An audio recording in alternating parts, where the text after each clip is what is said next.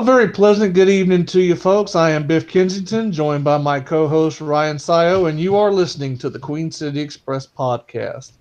It is Wednesday, April 4th, 2018. It's just about 9 p.m. or a little bit after. NXT has just concluded on the WWE Network. It is official. Every major show has come and gone between now and WrestleMania. It is on to New Orleans. Ryan, my friend, we have finally arrived. It is time to go. How you doing tonight, my friend? Not really looking forward to this drive, but other than that, I'd say I'm doing pretty good. The only question I have for you is, are you ready for the Survivor Series? I am ready. It has not been the easiest of weeks to get through. Um, a lot of things have gone wrong this week, obviously. As you know, of course, we won't rehash all the personal details, but it's been an eventful week. I was supposed to have a new fan post out today, the second part of a list of the top 10 greatest WrestleMania matches that never got a chance to happen. And unfortunately, my poor keyboard, which is the second keyboard I've gone through in 2 weeks, decided to crap out on me. So now I can't use certain keys. So everything I'm typing out, I'm having to copy and paste letters from other sources. It's a complete drag for someone that's used to typing over 100 words a minute. And so I basically got as far into that article as I could and had to post it. And so, as a way of apology to everyone for not getting that fan post in, decided to go ahead and do a very special last minute podcast live stream here. Ryan Sayo has finally made it off of work. He is here to join us. Of course, if you tuned in yesterday morning, you got my predictions for the show. We're going to go back over the card and get Ryan's predictions and thoughts on the final match list. Going to go through those predictions. We're also going to debut a new segment, 5 questions everyone should ask. Of course, I'll be quizzing Ryan on a little bit of WrestleMania knowledge about this year's card, getting some perspective on some of the hot issues that we didn't go over yesterday. Of course, if you like what you hear, be sure to leave a like on the video or subscribe. I know a lot of people listen to these videos after the fact. Just want to continue to thank everyone for your support. This will be our final show this week. We will not be broadcasting live from New Orleans. We will be having a little bit too much fun with our group of friends head down. We are going to get on a regular schedule starting next week. Kind of get a little bit of the technical details of formatting the show out of the way too. So hang with us. It's going to be a fun show tonight. Last one before WrestleMania. It is our 11th hour special. And I guess, Ryan, the first place to start off would be looking at this card.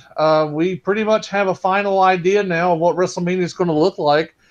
There's one glaring omission that was not finalized this week, and that's the match that I think a lot of people expected would have been finalized by now.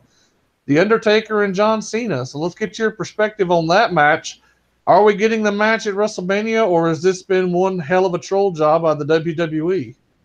I feel like there's going to have to be a match. It just seems so wrong for them to build it up this much and just not deliver. I don't know how they're going to set it up. I don't know if it's going to be something that happens in the middle of the show. I don't know if there'll be something that happens during the Hall of Fame. I don't know what they're going to do, but I feel like this match just has to happen at this point.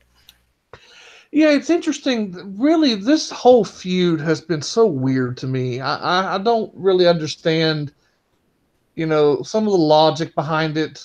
The logic makes sense if you rationalize John Cena as a heel, in my opinion, because he has come across being so whiny and so petulant in his, attacks on The Undertaker. And maybe it's a longtime fan's perspective, but knowing what we know about The Undertaker and everything that's been revealed about his condition through the documentaries on the network, it just felt really awkward for Cena to call out Undertaker like he was letting everyone down. I didn't like the storyline. And again, if you view Cena as the bad guy in this, or the heel, the antagonist, then it would make some sense. But, the crowds have been cheering along with Cena, and so the dynamic of the match is really weird. I just can't imagine with all this buildup that we won't get some sort of match out of this.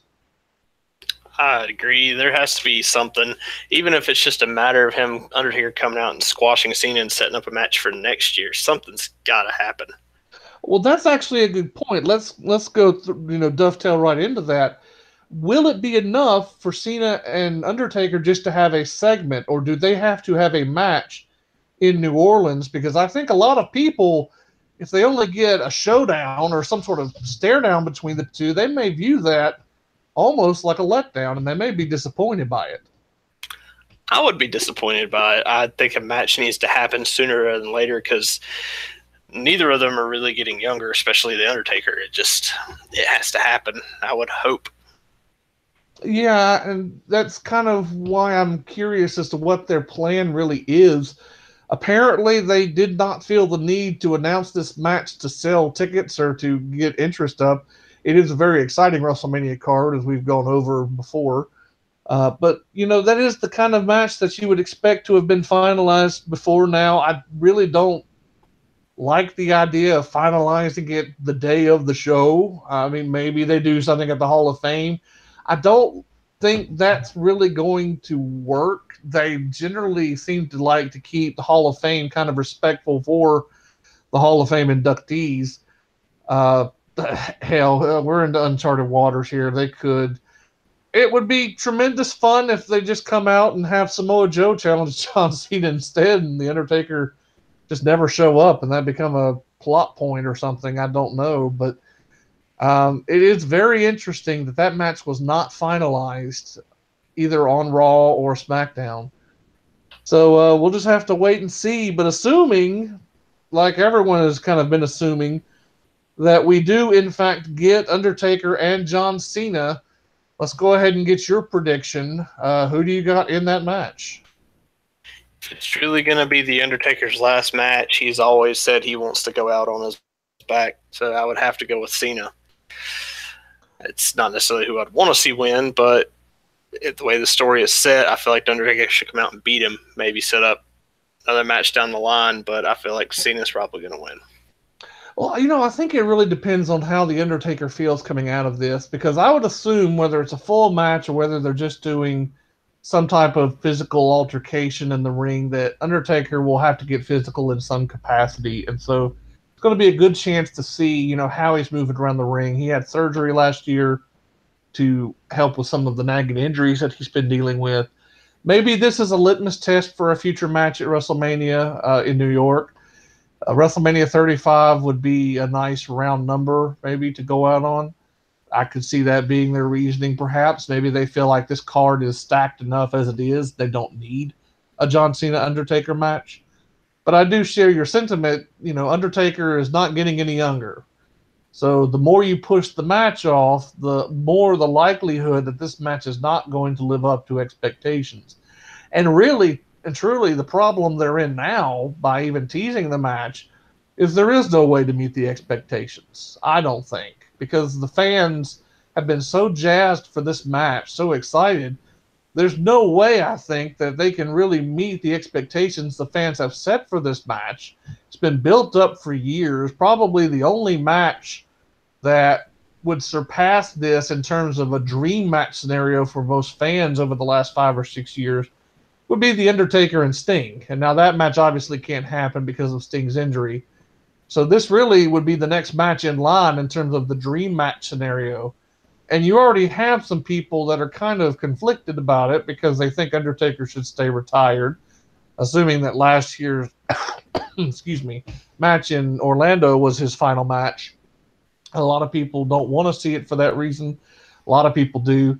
It's just a very weird situation and tied into this match, and I don't know that we're going to get the resolution that we kind of desire until the show itself. But kudos to WWE. Even if it's not my cup of tea, they've definitely got people talking, so that is something to be said for how they've gone about this, I guess. But you are going with John Cena if this match takes place?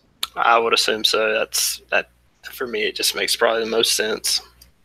All right. Well, if the match does happen, I think it does depend on a lot of factors. If it is Undertaker's last match, which at this point you never know when his last match is actually going to happen. I don't even think Undertaker knows that for sure. I would say that Cena probably would win, but if it's not his last match or if they're building up to something in the future, I could easily see him getting a win. I would like for Undertaker to get the win from an emotional standpoint. I would like to send him off on a high. I understand, obviously, that that's not necessarily what Undertaker wants or what the WWE thinks will be best, but again, this is all purely speculation at this point. We'll just have to wait and see what ends up happening with the show itself. But we'll see how that works up. Outside of Undertaker and John Cena, which again we won't know for sure until we get there, there's 13 matches official for the card. 3 are on the pre-show.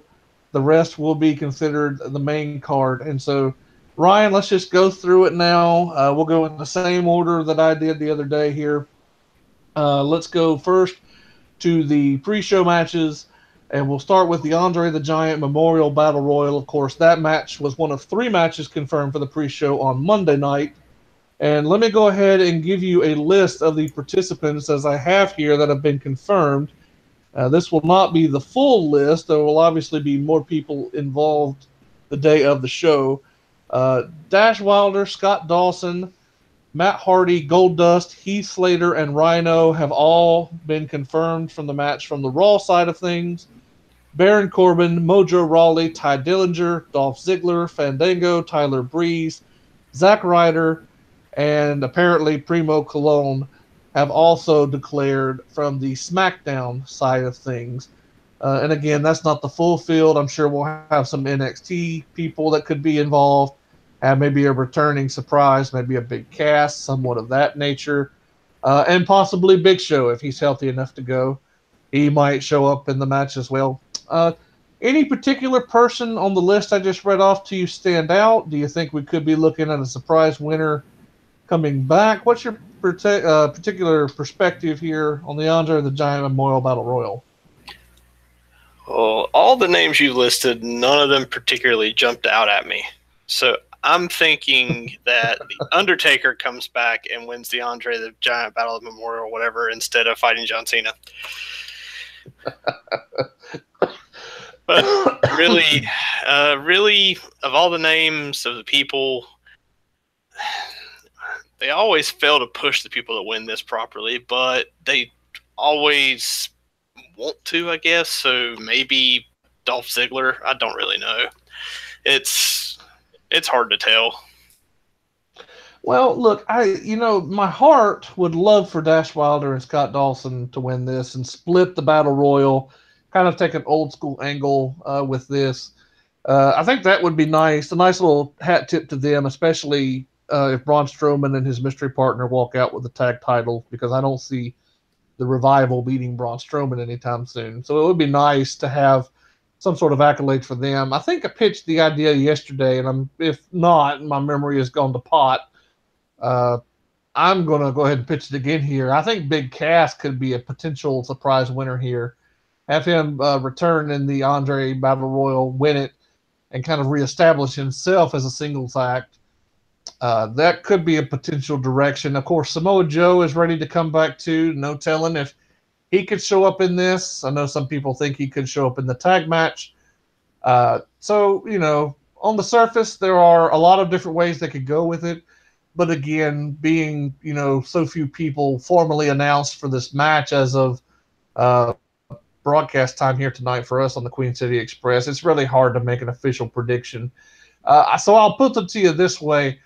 Do you believe that the winner of the Andre the Giant Battle Royal would come from the list I read to you? And I will read it off again.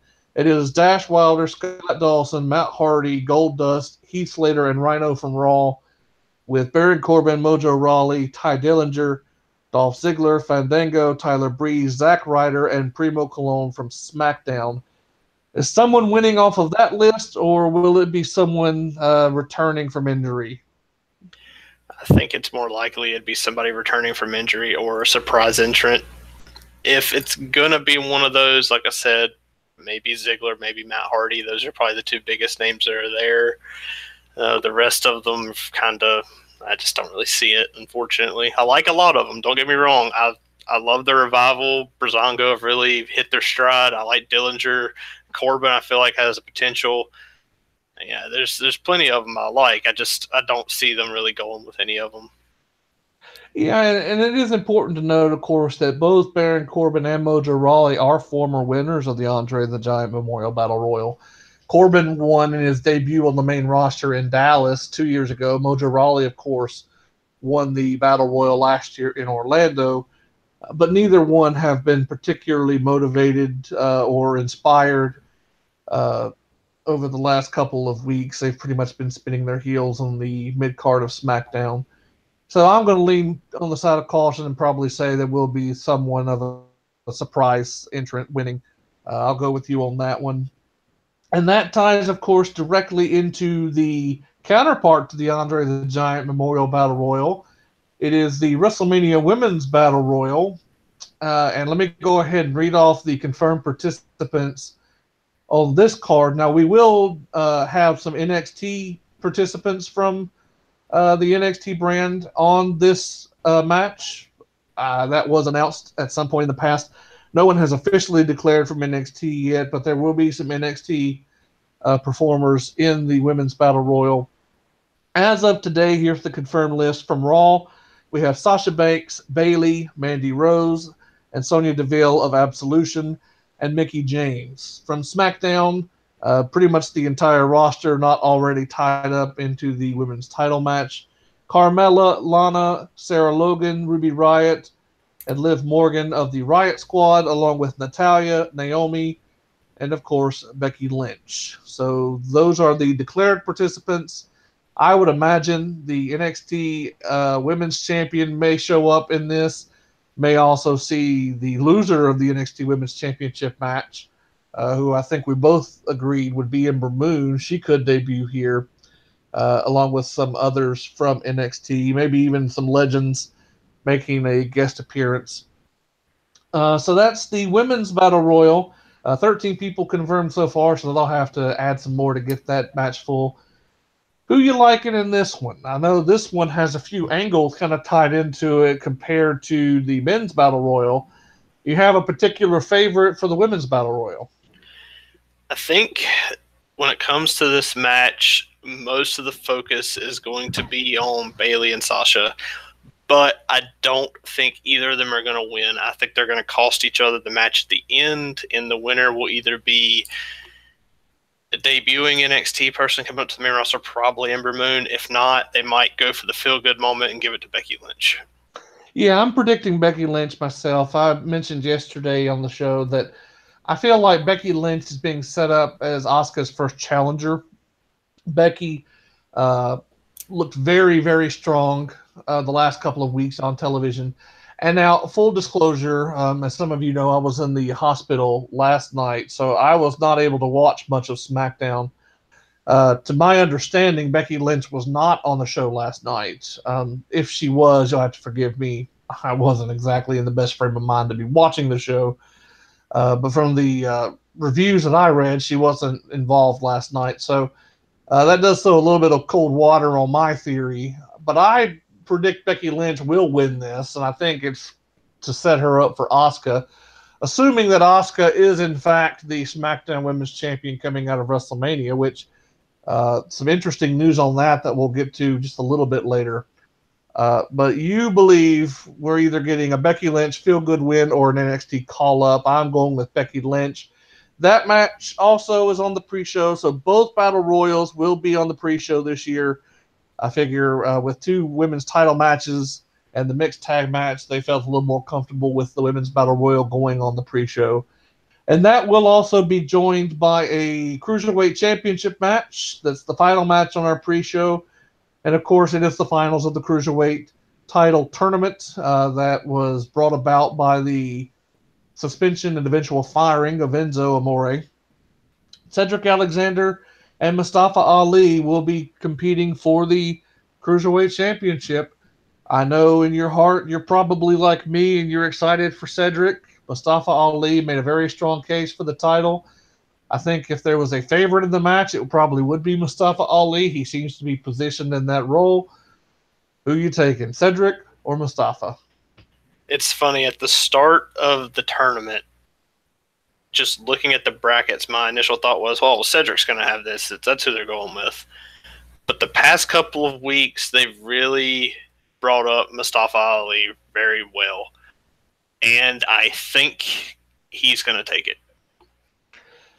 Yeah, I think I made it a point yesterday to kind of go over the split feelings I have on this. My heart wants Cedric Alexander. And it's not just the hometown homerism either. Cedric Alexander is a tremendous performer. We all remember what he did in the Cruiserweight Classic with Kota Ibushi. And in complete fairness, Kota Ibushi can probably carry a broomstick to a great match. Probably already has. But Cedric Alexander is tremendous. And of course, the fact that he is from both our hometowns, that obviously plays a role into it. So there's a certain, kind of homerism involved. I won't deny that. But Cedric has been so good for so long. He's been so underused. Finally, with the 205 Live renaissance that's been taking place during the last couple of months with this tournament and with the new leadership backstage, creatively speaking, I really think that the sky is the limit for Cedric and what he can accomplish. Mustafa Ali has definitely been positioned as probably the favorite in this match. He's kind of the guy that you're supposed to think is going to win. I think just judging by the amount of attention he's received. That could be setting up a little bit of a red herring there. Could be kind of a diversion, make you think one thing and then do another, kind of swerve us a little bit. We'll see. I am probably going to be enjoying this match just for the sheer spectacle of it.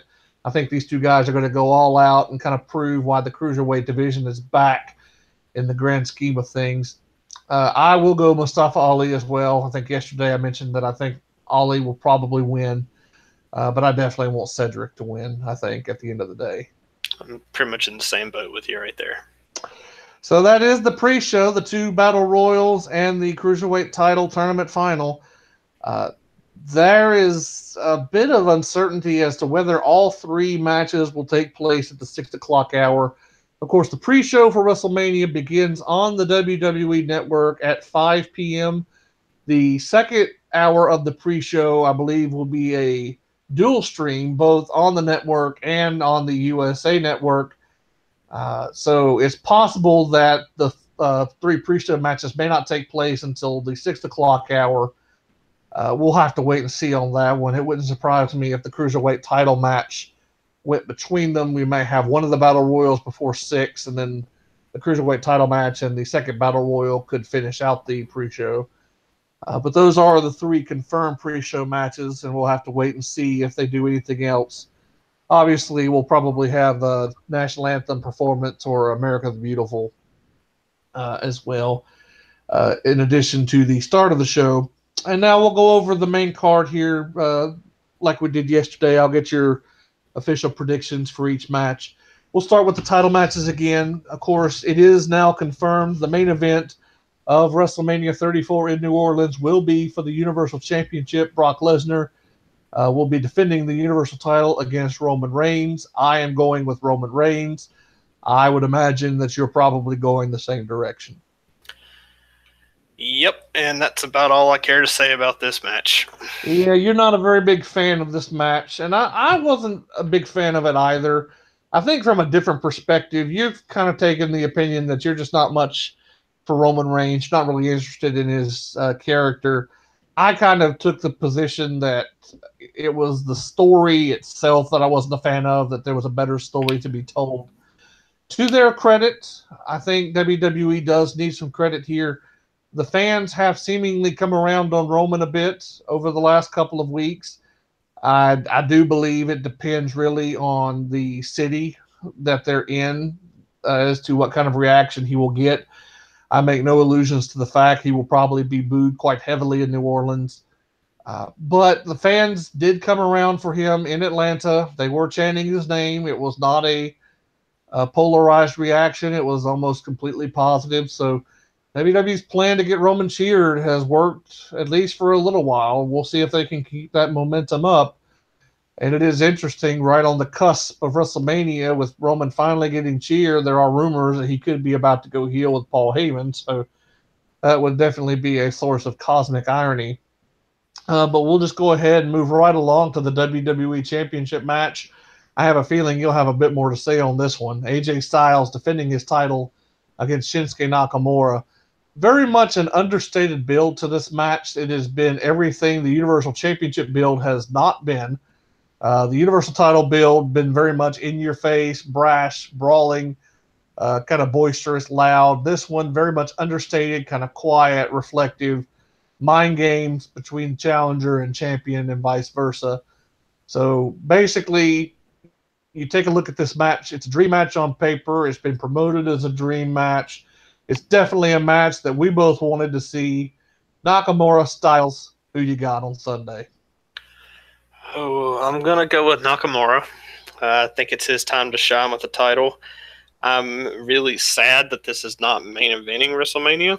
I always feel like the world title, their top title, should be the main showcase of the show.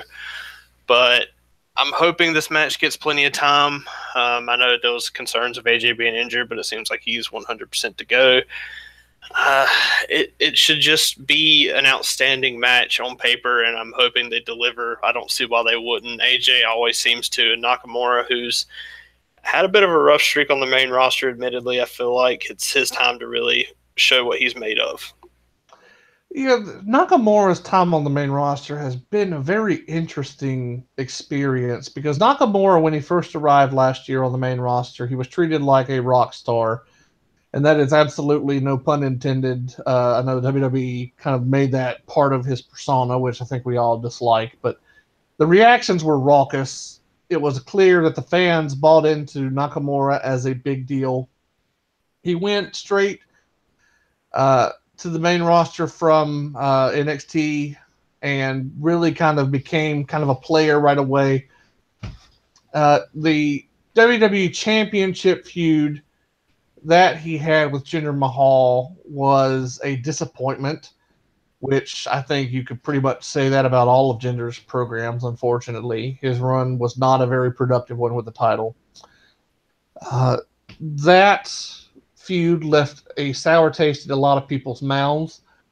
Shinsuke Nakamura, of course, on the receiving end of some racist comments that were scripted by WWE's writers. And, of course, there was a big controversy over that last fall when that actually went down. And so it was a very sour experience for Nakamura not to win the title last year in that particular storyline. And then he comes back in the Royal Rumble, manages to win the Rumble. He's off TV for almost a month after the Rumble win. And now he comes and he's playing mind games with AJ. So it's been a very up and down run for Shinsuke Nakamura. But to his credit, his personal charisma, his magnetism, he has kept the fans with him. The fans are very much still enamored with the artist known as Shinsuke Nakamura. So it will be a very loud match in New Orleans. It will be a very exciting match.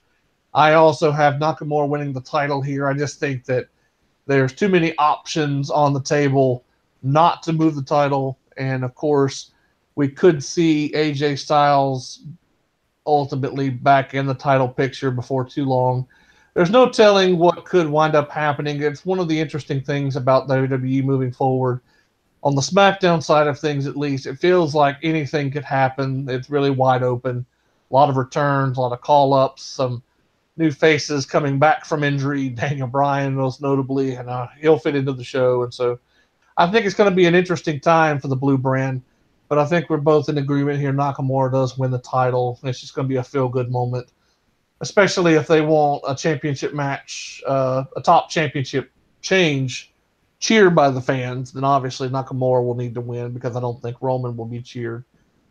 But those are the two top title matches among the four main event level matches. The fourth, of course, Undertaker Cena, not yet fully confirmed. We'll also get to the mixed match tag here in just a few moments. But first, let's go over the mid-card titles. The Intercontinental title match is going to be The Miz defending his championship against Seth Rollins and Finn Balor. The Miz will be there.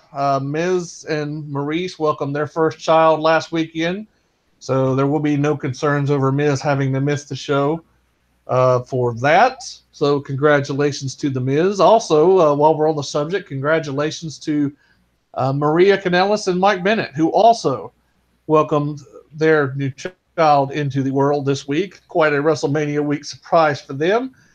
So everybody seems to be having babies right now. Congratulations to all the new parents out there in the WWE universe. But as far as the title match goes, of course, The Miz defending his championship. The Miz closing in on the most days holding the Intercontinental title. That will probably be a storyline of the match. Whether or not Miz can retain that title. Seth Rollins and Finn Balor competed on Monday. They have quite a history between the two, and it's really starting to manifest into a very exciting rivalry. Seth Rollins picked up the win Monday night against Finn Balor. So reverse momentum theory would suggest that Seth Rollins has no chance to win the title, but Seth Rollins is advertised to be holding the title after WrestleMania. Again, advertisements can change on a whim, so you can't read too much into that. Three very dynamic performers, very unique in their own way. Who you taking and why? I think the obvious loser is going to be The Miz, which means he's probably going to be the one that ends up winning. But I was dead set on it being Rollins, but I'm starting to think it might be Balor.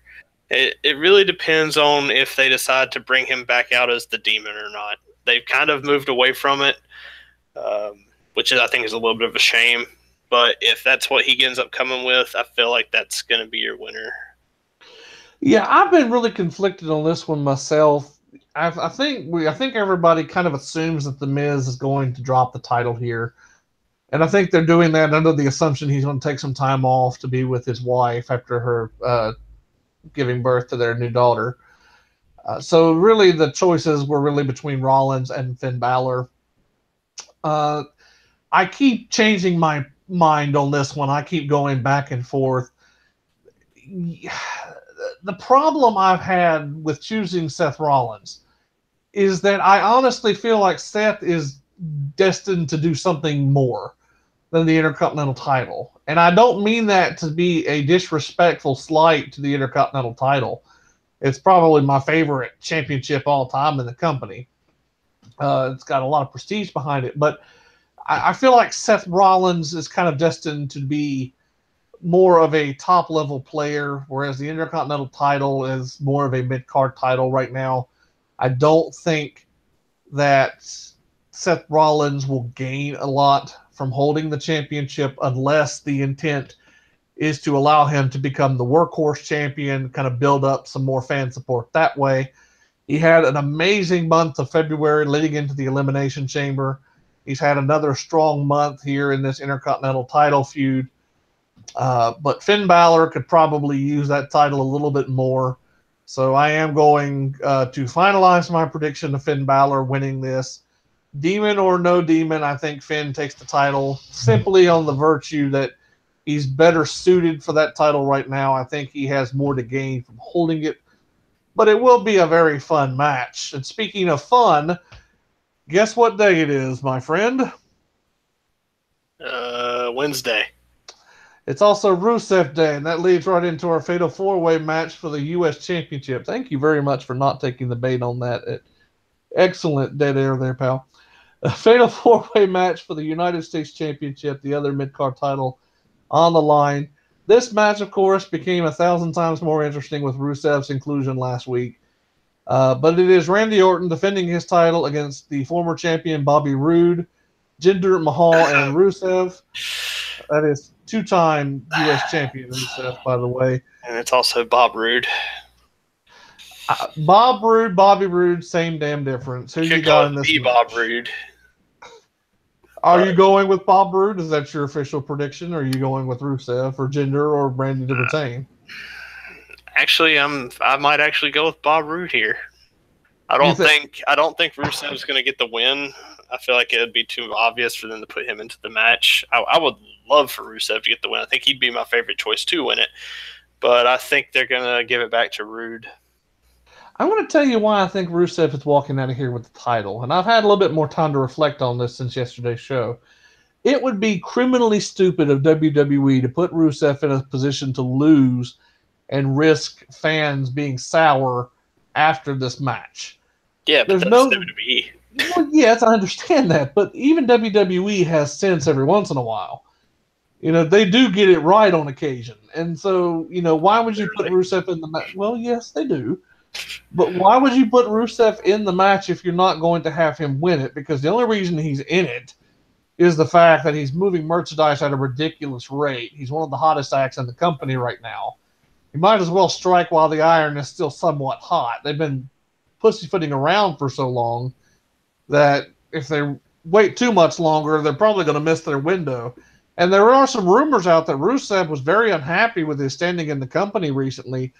I believe it was PW Insider reported that there's a possibility that Rusev asked for his release. That would seem to be a newer development. There have been rumors in the past floating about Rusev being unhappy with his treatment. I personally cannot blame him, given how hot he's been the last 3 or 4 months. The WWE has just done nothing with this guy. So they throw him here. Could be a bone to kind of placate him a little bit. I'm picking Rusev to win the title. I don't see the point of swallowing a poison pill by having someone other than Rusev come out of this with the title. It would absolutely be a tragedy if Jinder Mahal came out with a championship. Bob Roode, Randy Orton, neither one of them really stand to gain much for the title. Bob Roode needs a heel turn in the worst way possible. Randy Orton is just kind of slumming it right now. I'm going Rusev, and you are going Bob Roode, I think? What better way to have a Bob Roode heel turn than for him to beat Rusev and then set up a feud between those two for the title? That's fine. You can do that. But you need to clearly establish that this is Bob Roode going full heel. Yeah, Bob Roode will just take Rusev to Dick Kick City and win. I did advertise this show as clean, wholesome family entertainment, so we're probably bordering on obscenity with a dick kick. Maybe we'll have a little face of Richard Nixon pop up in future episodes there.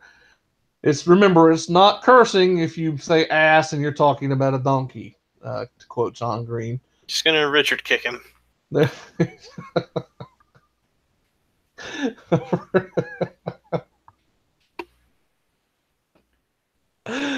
Oh God. What a glorious train wreck. So you're going Bob. It's going to be the Bob. Bob Roode with a Richard kick to win the title.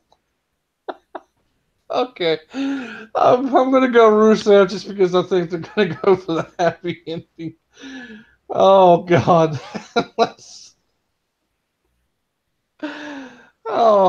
I'm going to think of a Richard kick now every time I see a low blow. That's great. Let's go on now to the Raw Women's Championship. Of course, 2 women's championships will be defended at WrestleMania this year. On the Raw side, Alexa Bliss defending her title against Nia Jax. I went out on a limb yesterday and said that Carmella would use her briefcase to cash in during this match.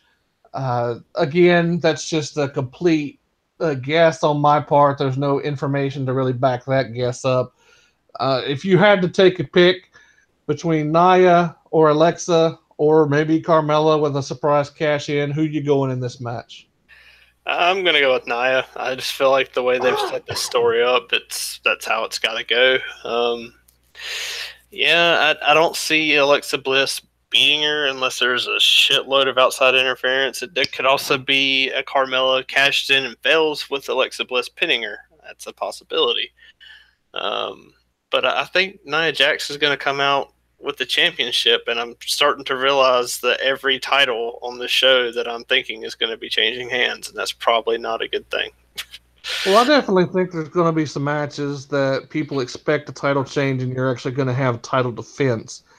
So it's really just a matter of picking your spots. I will say this about the Raw Women's Championship. They got to be very careful how they finish this match. Nia Jax does not lose this match just straight up.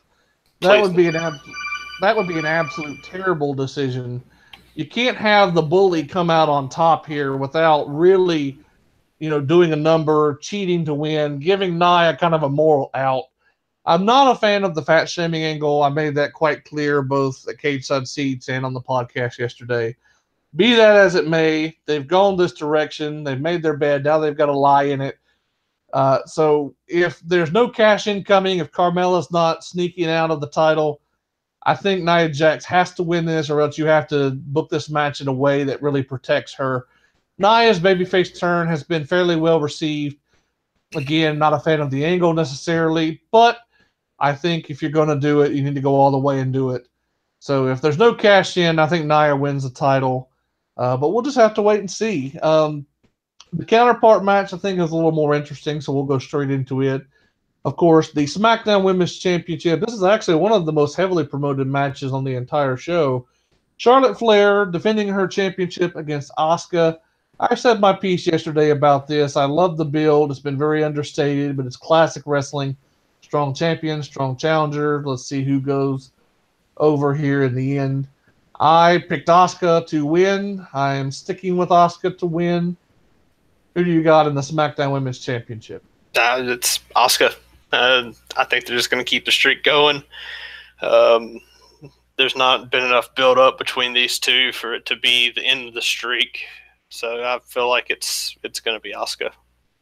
Yeah, I think so too. And of course, there are some rumors that the streak could be coming to a close. There are some that believe Charlotte may actually win on Sunday.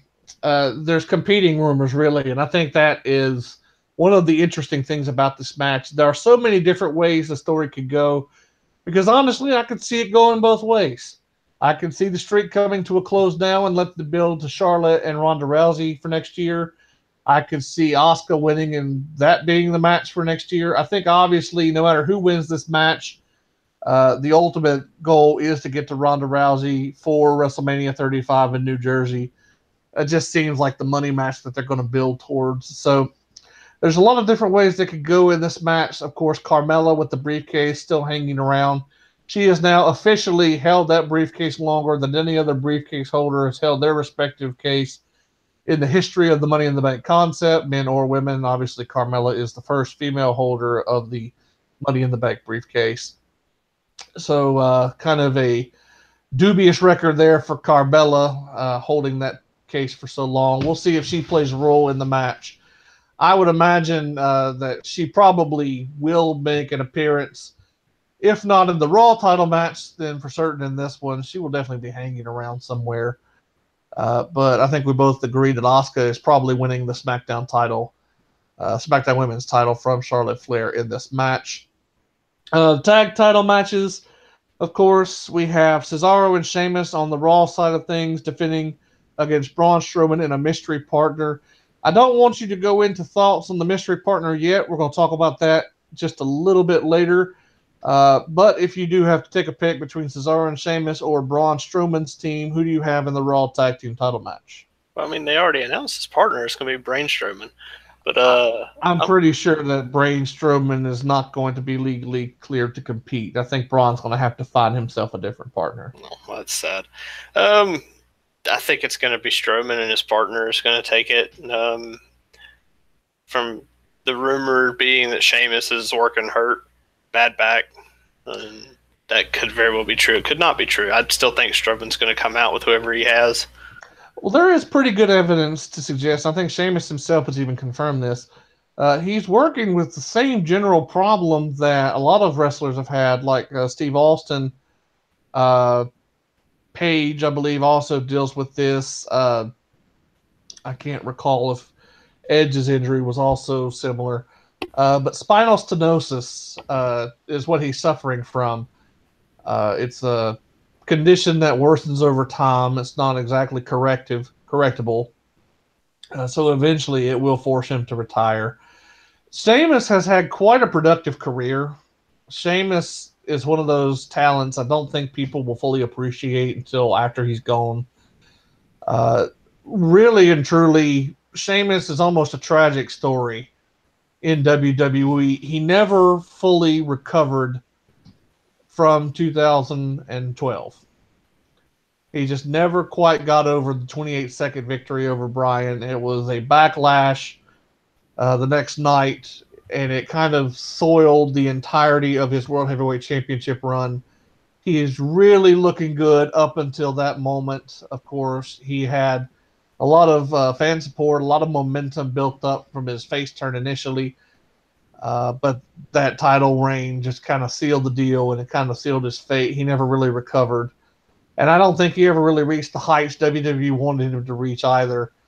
So in that perspective, he's kind of a tragic case, but he's led a very good career, very solid career.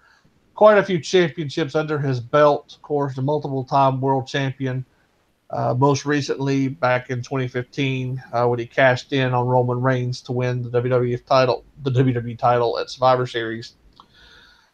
So Sheamus and Cesaro, great tag team. The Bar very much been the centerpiece of the Raw tag division for a while. I think Braun Strowman is winning the tag titles here. If nothing else, it gives Braun something to do while they kind of sort through the title picture. You don't want to waste Braun. You want him to be in a meaningful role. They're going to go the Austin 97 route with him, I believe. And again, we'll talk about Braun's mystery partner here momentarily, but I think we both agree Braun Strowman is a tag champion after New Orleans, which ties then into the other tag title match, triple threat match on the SmackDown side of things. The Usos will be defending against the New Day and the Bludgeon Brothers. A little bit of ambiguity over this match. It was rumored that it was supposed to be a TLC match. That, to my knowledge, was not announced last night. I have not seen that officially announced. It could be a circumstance where it's announced the night of the show. That is definitely a possibility. However, prudence dictates that we treat this like an ordinary triple threat match, because obviously the TLC stipulation could, in fact, play a role in who wins the tag title match. Of the three teams, Usos, New Day, Bludgeon Brothers, all three have their strengths. All three have looked very good over the last few months. All three have their own specialties that really makes them stand out. SmackDown has done an exceptional job with their tag division. Who do you have in this match? Do you think the Usos retain? Is it time for the Bludgeon Brothers to get their first big run in this iteration? Or will the New Day claim another tag title and add to their legacy? I feel like of all the titles that have the potential to change hands at WrestleMania, this is the one title that doesn't need to change. I feel like the Usos are going to keep it. If they lose it, I could see it being the New Day. I'm not sold on the Bludgeon Brothers. I know they like building up their monster tag teams, but you've got Strowman and his tag team partner probably going to be the next monster tag team, so it's more of one of those you don't want to mirror the other show. I'm thinking the Usos are going to win it. They've worked their tails off the past few years trying to get to where they are. They finally got up to the main roster, the main show. I think they're going to take it and keep it, rather. I think in my heart, I'm rooting for the Usos for a lot of the same reasons you just laid out. And I was a very, very ardent critic of the Usos when they first turned heel. I was not a fan of the Usos. I was kind of soured on them from their previous iteration, did not much care for them, did not like their early heel run, but they have grown by leaps and bounds. They have really taken this run to heart. They have really become just one of the most splendid acts in the entire WWE. It's quite an amazing feat. I didn't think any tag team could mirror my love of the Revival, but the Usos have damn near done it. So kudos to them for really making the most out of this run. I see a lot of potential in those two guys. They have really turned it on. The New Day, you can't say enough about the job they've done over the last few years. The New Day are kind of the elder statesmen now of the tag ranks. They've been around a lot longer than I think people realize. Big E, Kofi, Xavier Woods, all three guys are just tremendous in their own way. I think we all keep waiting for the eventual main event run for Big E. I feel like it's coming one day. We're all just kind of waiting to see when that day finally comes. The Bludgeon Brothers, look, they're not my cup of tea necessarily either, but they are growing on me. I have become more of a fan. I think it's more or less just a matter of just kind of hand waving away the inconsistencies and just kind of accepting the tag team for what it is. It's hard to buy into Harper and Rowan as this monster team because for so long they were both treated kind of as jokes. And so it's made it a little bit tougher to swallow the Bludgeon Brothers. Plus, it's very much a throwback angle in a division that kind of feels predicated on pushing the envelope and kind of looking forward. And so an old school gimmick like the Bludgeon Brothers kind of stuck out a little bit for me. Not a very big fan of it from the outset, but I love Harper, Luke Harper, one of the best big men in the company. So it would be nice for him to get a taste of success. This is another one of those matches where I've waffled back and forth. About the only team I'm pretty confident in picking against would be the New Day. I think it's either the Usos walking out, still SmackDown Tag Team Champions, or the Bludgeon Brothers winning their first titles as the Bludgeon Brothers. I'm leaning towards the latter. I think the Bludgeon Brothers are probably going to be set up for a lengthy run with the titles. Maybe the Usos get traded to Raw. There's a lot of different ways they could do it. You're leaning towards the Usos. I think I'm leaning towards the Bludgeon Brothers. But in my heart of hearts, I would love for nothing more than the Usos to walk away still champions. Yeah, that's pretty much right on the head. I feel like that's about what it could be. I'm hoping Usos. That's who I'm thinking. Well, the 2 tag title matches should be a lot of fun. This is going to be quite a nice year for tag team wrestling. We got 2 more tag matches on the card here, and this will be the final 2 matches on the card as it has been announced. Of course, the big one, the mixed tag match, Kurt Angle teams with Ronda Rousey to take on Triple H and Stephanie McMahon. This match been rumored since the winter when Ronda Rousey was signed, sealed, and delivered at the Royal Rumble. This has been the direction they've been building towards from the sound. Monday, it seems to have been a roaring success. Ronda Rousey getting a little bit more comfortable each week. Still a little bit stiff out there. Very new. So WWE is really doing all they can to kind of protect her. Paying off thus far. Fans seem to be behind her. This match very much got car crash potential appeal. So it's going to be an interesting match to see who actually walks out the winner. Do you have a favorite in the mixed tag match? I'm going to go with Rousey and Angle. I don't see why you would have Rousey take her first loss in her first match if you really want to build her up. I'm not super excited about this match. It's nothing against Rousey. I mean, I like Angle and I like Triple H. I'm excited to see the both of them. Stephanie has never really been much of a wrestler. So I don't expect the segments between Rousey and Stephanie are going to be very great. So, yeah, I'm going to go Rousey and Angle. That's about really the extent of my excitedness for this match. It's just not really there. I think Angle and Rousey are probably the favorites to win. It just depends on the storyline of the match, I think, as to who actually walks out the winner. If they're going for an over-the-edge 98 style match where the Authority keeps changing the rules to try to limit what Rousey can do, you know, obviously you could have some tomfoolery that way, but I don't think there's any way around Angle and Rousey leaving with their heads held high. They'll probably be the winners of the match. They'll definitely be the moral victors of the match, even if they don't actually get the decision. But I am with you. I think Angle and Rousey win. And to close out the show, the most recent match that has been confirmed, and for certain, one of the most emotional matches the entire night. It is the return of Daniel Bryan. He will be teaming up with Shane McMahon, who apparently is cleared to go. He will be wrestling at WrestleMania. He's been dealing with his own health issues as of late. They will be taking on the team of Kevin Owens and Sami Zayn in what could be one of the most exciting matches on the entire card. Laid this out yesterday. I will just reiterate some points here that have been discussed over the last 24 hours. If Bryan or Shane 1 turns heel, obviously that's going to change the outcome of the match. if we're looking at it strictly from a pragmatic perspective, you don't really want Bryan losing his first match back. I think the emotion of the match is just too great for that, especially in New Orleans, the scene of his greatest triumph in 2014.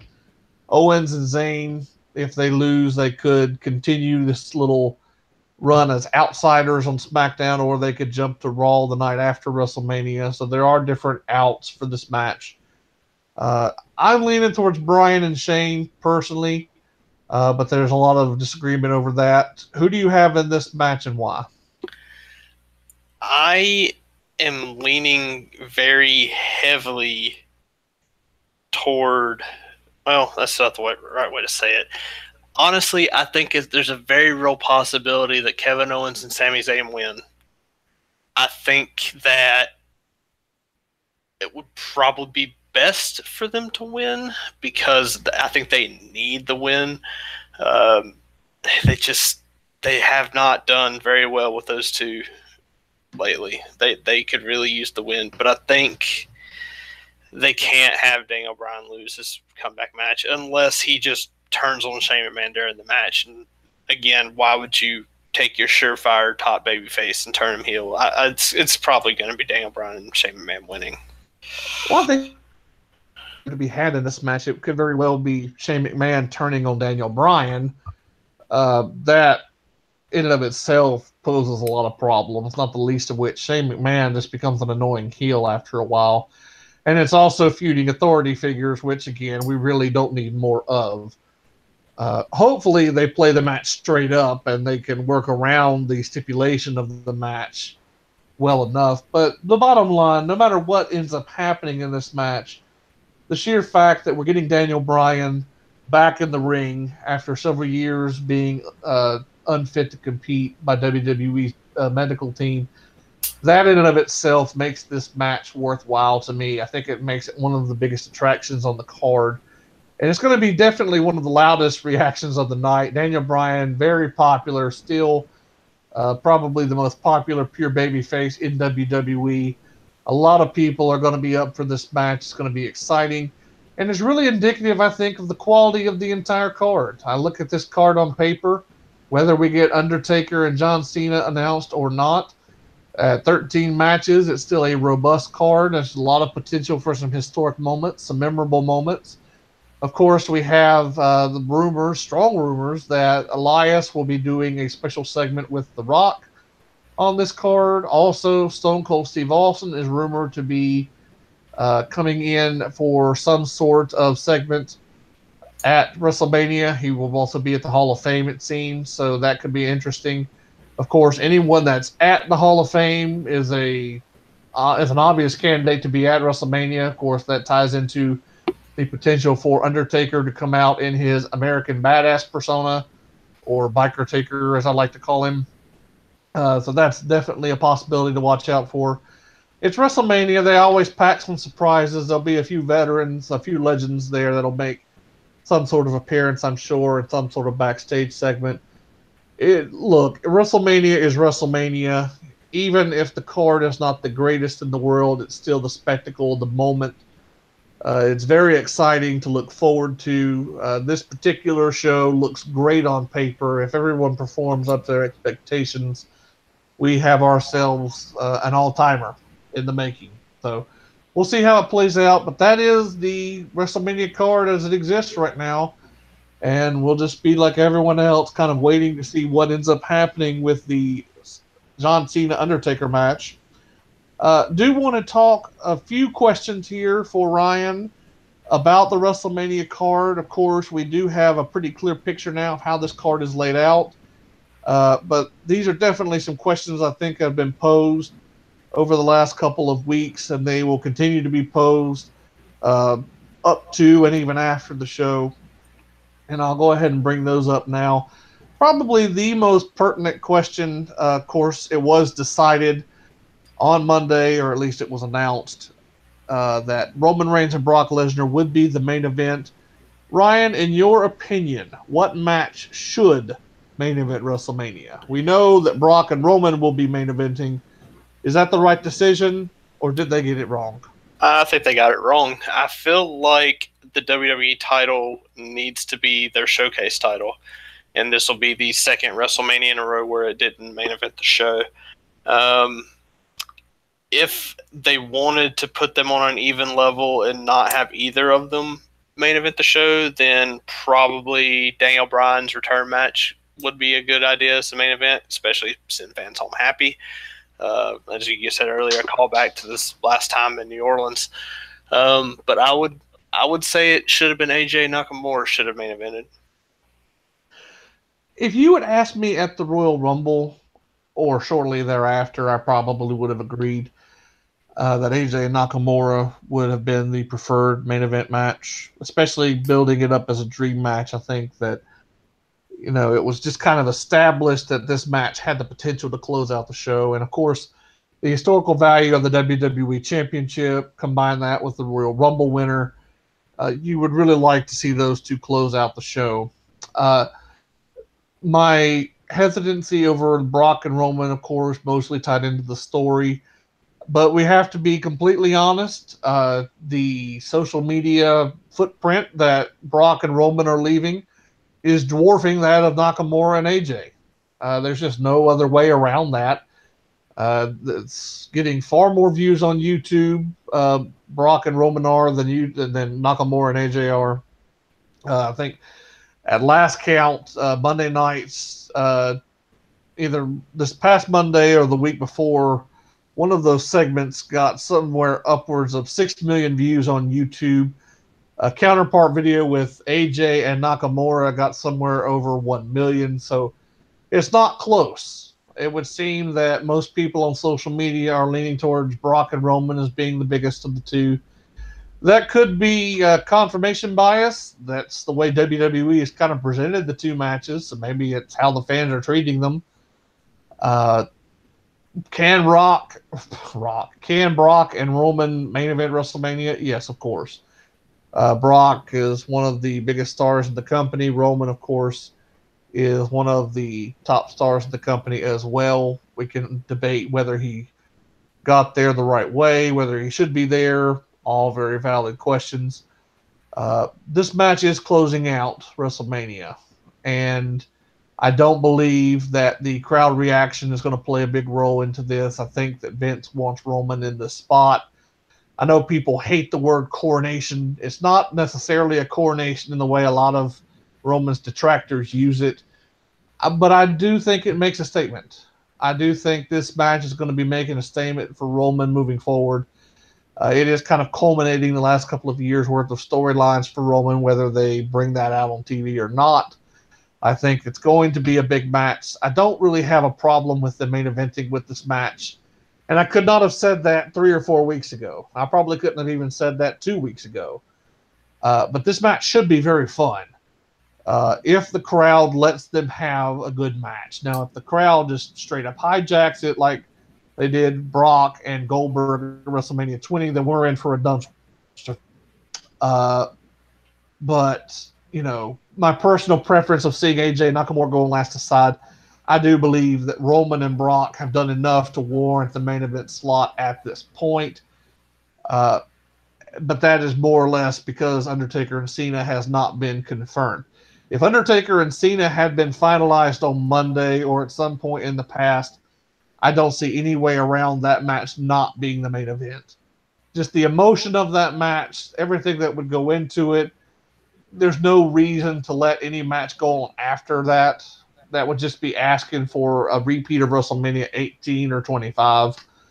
But since that match does not have official confirmation yet, we have no idea what's going to happen with that match. It's just too hard to say where that could wind up being. So either way, whether it's the WWE Championship or the Universal Championship, one of the titles needs to close out the show, I think. And the fact that it's Brock and Roman, it doesn't really bother me too awful much.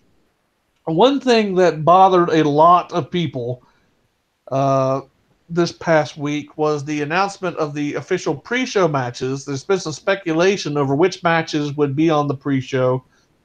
I got the order correct in as much as the 3 matches that are on the pre-show did wind up being confirmed. I was incorrect from the perspective I thought the U.S. title match would also be on the pre-show.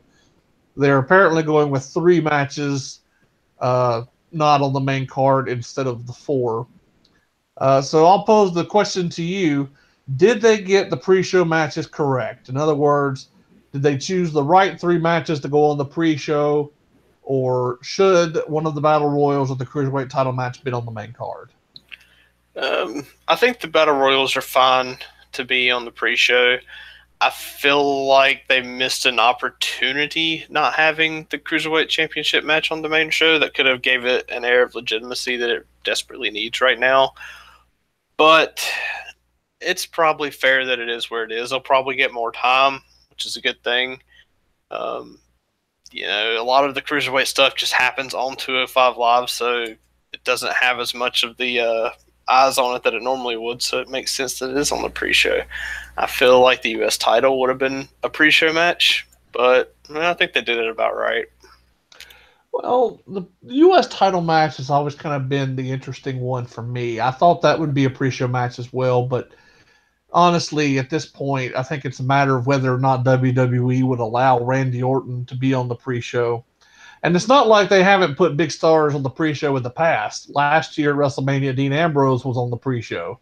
He closed out defending the Intercontinental title against Baron Corbin. So it's not outside of the realm of possibility that they could have done it that way, but it does seem like they decided to have Randy on the main card, which is probably fair. I don't think it was fair that Ambrose got shunted to the pre-show last year. It wouldn't be fair for Orton to be shunted to the pre-show this year. I think this is indicative of the problem WWE has. It's a good problem to have. The card is just so strong. It made it very tough, I think, to pick which matches should have gone on the pre-show. No matter how they ended up working it out, I think somebody was going to feel kind of left out of the party. But that's really a testament to how strong this card is, I think. I'd agree with you. It's ridiculous the amount of talent they've got from one end to the other on this show. Yeah, so the pre-show, of course, 5 to 7 on Sunday. We'll just have to see how everything shakes out with the Battle Royal participants. One of the other mysteries of the show, of course, is the Raw Tag Team Championship match. We are still waiting to see who Braun Strowman's tag team partner will be. It feels like there's a lot of uncertainty in this card. A lot of things are not going to be finalized until actual WrestleMania itself. And this is one of those decisions that have not been made public yet. Braun Strowman will have a tag team partner. He will be teaming with somebody. The question is who. Poor Kurt Hawkins, I think, is pushing up daisies right now after being thrown through a wall on Monday night. So we'll probably cross him off the list. Still a plethora of people that are going to be in New Orleans. James Ellsworth will be in New Orleans later this week. Samoa Joe and Big Cass have been rumored. Elias was considered a possibility at one point. Rey Mysterio was a rumor. Seems like everyone at some point or another has been rumored to be Braun Strowman's tag team partner. So I will pose this question to you. It's not who will be Braun's tag partner, but who, Ryan, do you think should be Braun's tag team partner at WrestleMania? I'm going to say who it should be. It probably will be, probably will be Samoa Joe. I feel like that's just going to be a devastating tag team they can build up that'll only probably be beat by maybe a reuniting Shield, or they might could put them up against the Authors of Pain if they come up to Raw. Who I would personally like to see is I really want Neville back on TV. Yeah, a lot of people have been bringing Neville's name up, and that's a very interesting choice. I don't know if there's any official word on Neville's contract status with WWE. Obviously, he left the road. He's not touring with them right now. He's been in a dispute with the company. That would be a very interesting name if they could swing that somehow. I feel like we would have heard rumors about it. That's a very interesting choice. Neville, obviously, one of the most talented performers in the company when he's there. And the dynamic between Neville and Braun Strowman would be fantastic, obviously. You can't go wrong with Braun and Samoa Joe, especially if the idea is to build up to a match with the Authors of Pain. That would be, the Hoss fight to end all Hoss fights. Well, another name that has been rumored, again, this is all speculation, Lars Sullivan from NXT has also been rumored as a potential call-up and tag team partner. That would, of course, be predicating on Lars not winning the North American Championship at TakeOver New Orleans. But that's another very interesting name. There's a lot of different ways they could go with a tag title match. And again, that's one of the strengths of this card. There is some ambiguity in some of the big matches. It could be, different directions for the company. They're not hemmed into one specific path like they kind of are with the Universal title match. That match feels like a foregone conclusion. Whereas you have the SmackDown Women's Championship match where it feels like the streak could continue, or Charlotte could pick up the win, or maybe we see a cash in for Carmella. That's really one of the most interesting matches for me personally on the card. And so I'll pose this question to you. We're coming up now on title versus streak. Asuka is still undefeated. Of course, her and Miz won the Mixed Match Challenge, defeating Charlotte and Bob Roode last night. So Asuka is still undefeated. She's carrying her streak into WrestleMania. It's a very controversial issue among a lot of fans. Should Asuka's streak come to an end in New Orleans? Let's not will it, but in your opinion, if you had the power of the book, as they say, if you were in charge of creating the storyline for this match, does Asuka remain undefeated after New Orleans? I believe she does. Should she, though? That's the real question. I think she should remain undefeated for now. I just don't think there's been enough build up to Charlotte and Asuka. I feel like they could continue the feud after WrestleMania and build up to where Charlotte could eventually defeat her, but it's just not been there right now. I don't think the time is quite right for it. If I had to say, one way or the other, if if it was the proverbial, just take a pick, I think Asuka retains the streak before Charlotte retains her title. I just think that Asuka, the streak, it has a lot of value. It may not be the most aesthetically pleasing storyline for some fans who are not very enamored with Asuka, but the streak has been building for over 2.5 years now. And I think, obviously, there's more value in someone getting the victory over Asuka to build them up than there would be for someone like Charlotte, who's basically made at this point. She is what she is. It's not going to do much more to help Charlotte. She's pretty much as high up as she can go right now in WWE. So I tend to agree. I think Asuka's streak probably should stay intact coming out of WrestleMania, and I do believe that it will stay intact. We're both leaning towards Asuka winning the championship. I think it's pretty much Asuka and Ronda Rousey or bust at this point for next year's WrestleMania. And of course, that's going to be interesting to see how that all plays out. You'll have to see who goes heel or antagonistic in that match. It depends on how the fans continue to treat Ronda Rousey.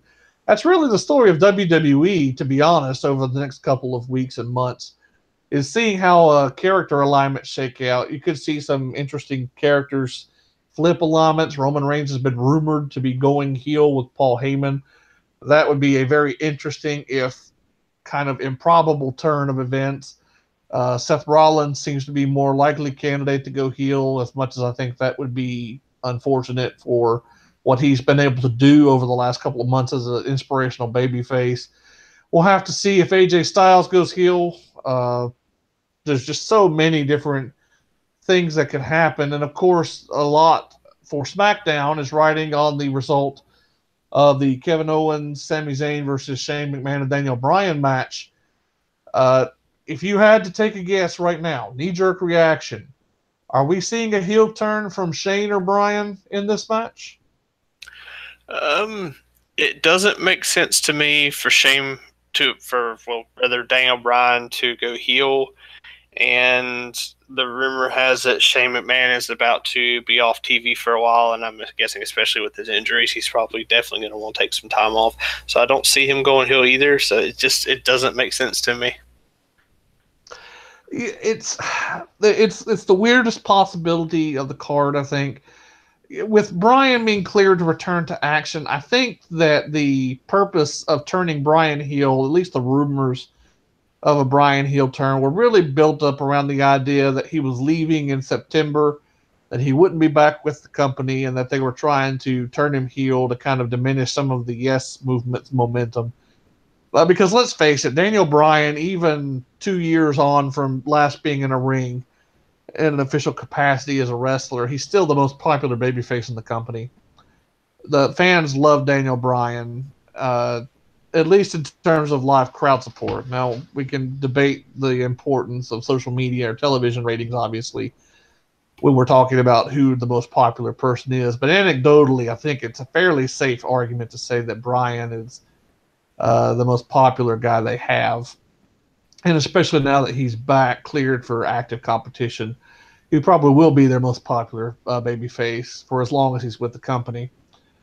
With him being back into active competition now, I think the likelihood of Bryan sticking around past September is much higher than it was.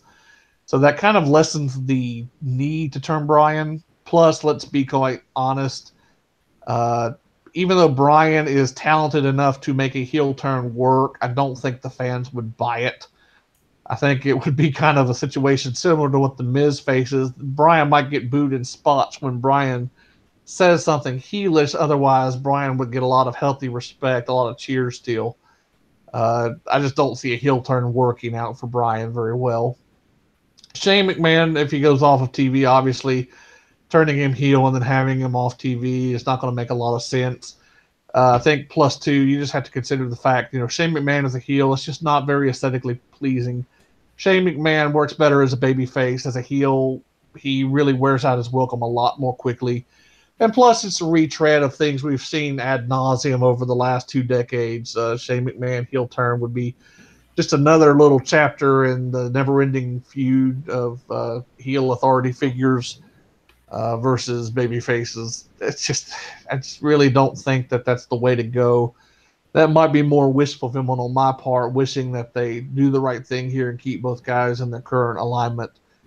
But it's a really interesting question because there's so many different perspectives on the match, so many different ways it could go. It depends entirely on what they have planned post WrestleMania, who they're going to have replace Bryan as the general manager, if they have anybody replace him. Maybe Bryan stays as a general manager and just wrestles a sporadic schedule. There's no telling.